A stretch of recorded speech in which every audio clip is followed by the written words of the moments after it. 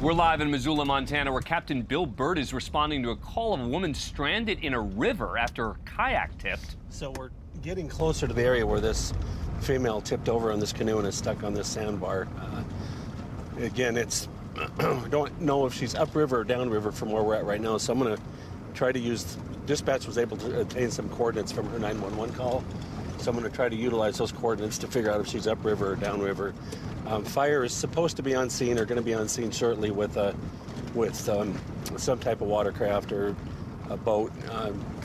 It's difficult in the rivers this time of year simply because they're so low.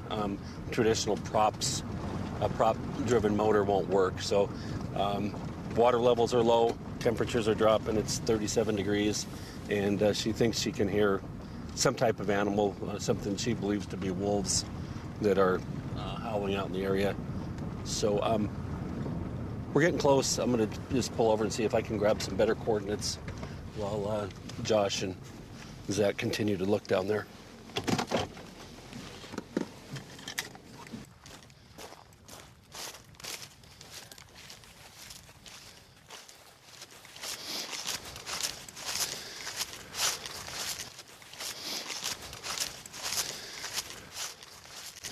We got a light source up here. We think this is probably her.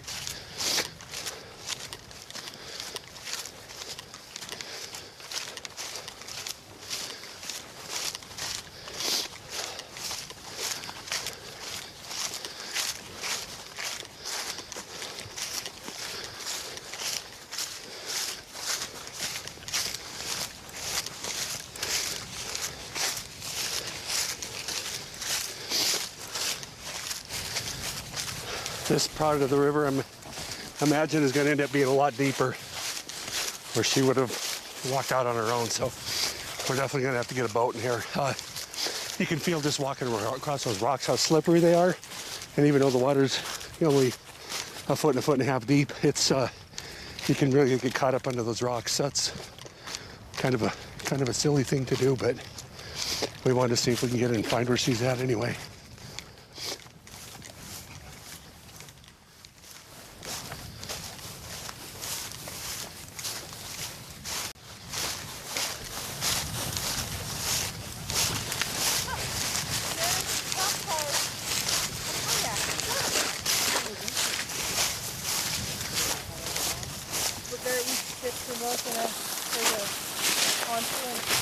Down that way, they're way out there.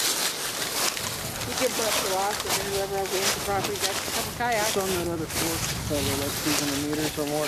Probably. Okay. That way somewhere. Not too far that way. Well, can you guys hurt? Or... Nope. He's soaking I'm wet. just soaking wet, and we came to this other fork, and I didn't want her to get wet too. Can't see. We have no lights. Don't know if it's deep or not. Yeah. Well, if you want to go back this way, I mean, it's wadeable. You walk across it, and then you can get you in your cars, our cars, where it's warm. Okay. And then the fire truck's on the way with the ambulance, too. They could do all I'm sure What happened? So we put it up at Florence. Too late in the day. We figured we had about an hour.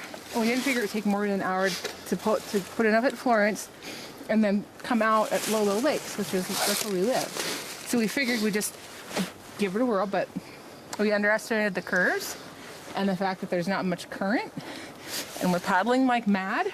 We're like, we can make it, and then I couldn't see. So we couldn't see obstructions. And we went off to the right instead of sticking to the left, and went down this nasty little creek thing. A lot of little forks, so they get into that underbrush, and he ran into a tree, and it just knocked him right out, and he went under, came back out. We talked about that on the way down here, how quickly with the current, it's going to keep the boat going. Well, and the current on the main river is so slow. Yeah. But that it sucked underneath a log that had fallen across. So how much gear do you guys still have over there? Nothing. We Really. figured his life was more important than any stupid gear. We can replace gear. I can't replace him. Got those kayaks, obviously. But there's two kayaks. one's There's an orange salvageable. one, The and other one's under the it's obstruction. pinned underneath the tree. We'll come back in the daytime and find it. You're funny. I don't know how we get back out here to do it. No, we have no more boats left. We can utilize some of our search and rescue people. Maybe come down and help you guys find it. So. Well, I don't know. It depends on what your bill is going to be. 0.